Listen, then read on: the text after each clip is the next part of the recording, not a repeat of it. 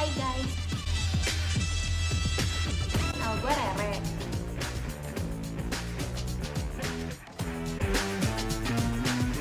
Nama gue Kirana.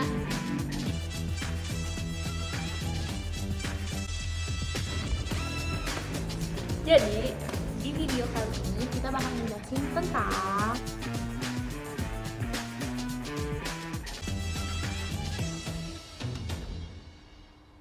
terowongan angin. Merupakan alat yang digunakan untuk melakukan pengujian aerodinamika terhadap sebuah model seperti pesawat ataupun mobil.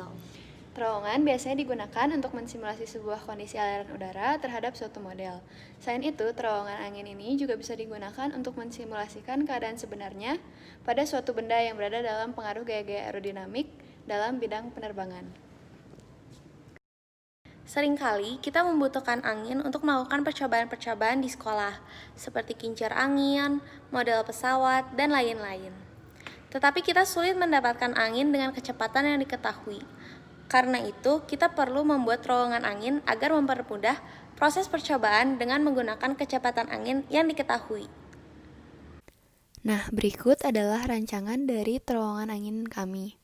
Kami membuatnya menggunakan karton duplex. Terowongan angin ini memiliki beberapa bagian. Yang pertama adalah pelurus udara berukuran 60 cm. Yang kedua adalah contraction. Yang ketiga adalah test section berukuran 50 cm. Yang keempat adalah diffuser yang memiliki ukuran dalam 38 cm dan diameter luar 45 cm. Dan yang terakhir adalah fan atau kipas yang memiliki diameter 45 cm.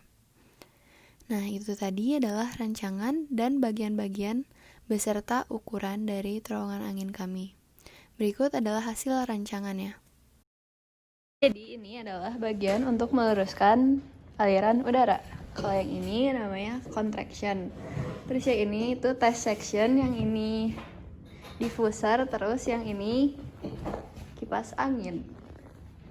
Nah, selain bagian-bagian tadi yang sudah disebutkan, pada test section juga terdapat sebuah jendela yang dibuat menggunakan plastik mika dan perepet agar bisa dibuka seperti ini. Fungsinya adalah agar kita bisa melihat ke dalam dan memasukkan benda yang akan digunakan dalam percobaan ini. Dalam percobaan ini, kami menggunakan kipas bermerek Crisbo. Kami juga menggunakan plastik sebagai penghubung antara diffuser dan kipas agar lebih mudah dan tidak ada angin yang keluar. Selain itu, kami juga menggunakan anemometer untuk mengukur kecepatan angin. Di sini kami menggunakan anemometer bola pingpong yang memiliki massa 2,4 gram. Cara kerjanya adalah angin akan datang dari arah kiri dan meniup anemometer sampai keadaan stabil. Setelah stabil, anemometer akan membentuk sebuah sudut yang akan dipakai untuk menghitung kecepatan angin. Cara menghidupkannya sendiri sangatlah mudah. Kita hanya perlu menyambungkan colokan kipas pada sumber listrik dan mengatur kekuatan kipas angin yang kita inginkan. Jadi di percobaan kali ini kita bakal ngelakuin 3 variasi di bagian pelurus udaranya.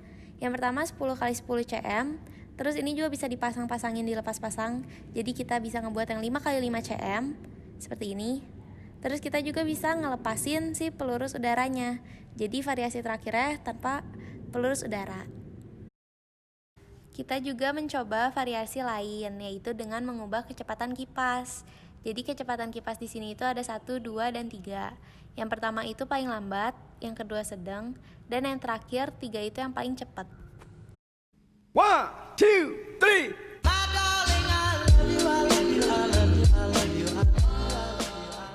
Di sini kalian menggunakan kecepatan kipas angin yang paling rendah atau dengan kekuatan 1 dengan ukuran pelurus angin 5 cm. Terjadi perubahan sudut sebesar 6 derajat. Setelah itu didapatkan hasil kecepatan angin sebesar 2,77 meter per second. Masih dengan menggunakan kekuatan angin yang sama, yaitu 1, tetapi di sini kalian mengubah ukuran pelurus anginnya menjadi 10 cm, sehingga terjadi perubahan sudut sebesar 6 derajat. Setelah itu didapatkan juga hasil kecepatan angin yang besarnya masih sama, yaitu 2,77 meter per second. Masih dengan menggunakan kecepatan kipas angin yang paling rendah, kami mengubah percobaan kali ini dengan tidak menggunakan pelurus angin. Perubahan sudut yang didapatkan masih sama, 6 derajat, dan kecepatan angin yang didapatkan juga masih sama, yaitu sebesar 2,77 meter per second. Sekarang kami menggunakan kecepatan angin yang sedang, yaitu kekuatan 2, dengan ukuran pelurus angin 5 cm. Terjadi perubahan sudut sebesar 7 derajat. Nah, setelah itu didapatkan hasil kecepatan angin sebesar 3 meter per second. Masih dengan kekuatan angin 2, kami mengubah pelurus anginnya menjadi 10 cm.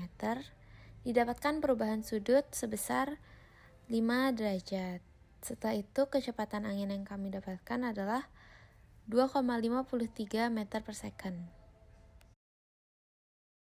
Sama dengan percobaan pada kekuatan 1, di sini pada kekuatan 2 juga kami mengubah percobaannya dengan tidak menggunakan pelurus angin. Nah, karena tidak menggunakan pelurus angin, terjadi perubahan sudut sebesar 6 derajat hingga 8 derajat.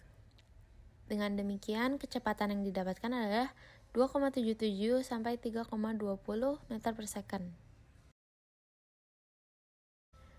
Pada kali ini kami menggunakan kecepatan kipas angin yang paling kuat atau tinggi dengan kekuatan 3.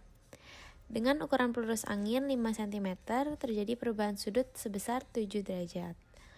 Sehingga didapatkan hasil kecepatan angin sebesar 3 meter per second. Dengan kekuatan angin yang paling tinggi juga kami mengubah ukuran pelurus anginnya menjadi 10 cm. Sehingga terjadi perubahan sudut sebesar 7 derajat hingga 9 derajat. Dengan demikian didapatkan hasil kecepatan angin sebesar 3 hingga 3,40 meter per second. Pada percobaan yang terakhir dengan kekuatan 3, kami juga melakukan percobaan dengan tidak menggunakan pelurus angin. Di sini didapatkan perubahan sudut sebesar 7 derajat hingga 9 derajat. Dari situ didapatkan hasil kecepatan angin sebesar 3 hingga 3,40 meter per second. Dari percobaan kali ini, kita mendapatkan data berupa sudut yang bakalan kita masukin ke rumus ini. Setelah dimasukkan ke rumus, kita bakal mendapatkan hasil perhitungan sebagai berikut. Nah, dari percobaan kali ini dapat disimpulkan bahwa kecepatan angin yang didapatkan antara 2,53 sampai 3,40 meter per second hanya dipengaruhi oleh kekuatan kipas angin. Sedangkan pelurus angin hanya berperan untuk menjaga kestabilan angin yang masuk. Nah, kalau mau mendapatkan kecepatan angin yang lebih stabil, kita menyarankan untuk menggunakan pelurus angin yang berukuran 5 cm. Nah, udah beres nih videonya. Gimana, Re? Rame gak? Ih, rame banget. Makanya gue tantang lo semua buat nyobain. Nah, buat kalian yang mau nyobain dan butuh bantuan, kalian bisa cek makalah kita di link description box bawah video ini. makasih udah nonton. Bye-bye.